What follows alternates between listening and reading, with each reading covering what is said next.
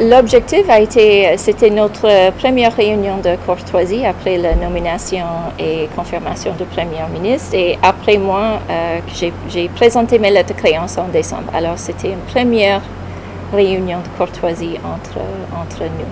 Tout d'abord, on a évoqué la longue histoire de coopération entre nos deux pays, le Canada et le Burkina Faso. On a une coopération de longue date, plus de 60 ans de coopération bilatérale. Et lors de cette coopération, on a toujours trouvé des priorités et des points en commun qui est très important. On a aussi discuté les priorités du gouvernement du Faso. J'ai confirmé la préoccupation du Canada avec la situation sécuritaire et avec la crise humanitaire. Et j'ai aussi confirmé l'engagement du Canada à rester ici au Burkina Faso et d'accompagner le Burkina Faso à faire face à ces défis. Les priorités qu'on a en commun, tout d'abord, c'est de faire face à la crise humanitaire et pour trouver des façons d'appuyer soit des personnes déplacées, soit des communautés d'accueil. Ça, c'est une priorité qu'on partage. Aussi, on partage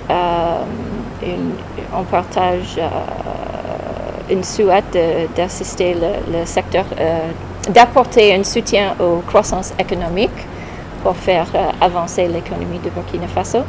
Le Canada aussi reste engagé à soutenir les secteurs de santé et éducation aussi. Le Premier ministre a fait référence aux priorités non seulement du président, mais aussi au plan d'action pour la stabilisation et le développement du Faso. Il a expliqué un peu les changements qui sont en cours, les réformes pour faire avancer l'économie, pour faire face à la situation sécuritaire, pour prendre en charge le développement du Burkina Faso. Il a exprimé avec fierté les changements qu'ils ont déjà effectués et sa vision pour l'avenir. On a constaté qu'on a déjà une bonne relation entre nos deux pays et on reste engagé à faire avancer notre coopération où il y a un accord entre nos priorités. Et on a constaté qu'on a toujours des priorités en commun, soit dans le secteur d'éducation, santé, mais aussi avec la crise humanitaire. Alors, la discussion a été très positive, très chaleureuse et je suis très reconnaissante d'avoir cette opportunité d'avoir un échange avec le Premier ministre.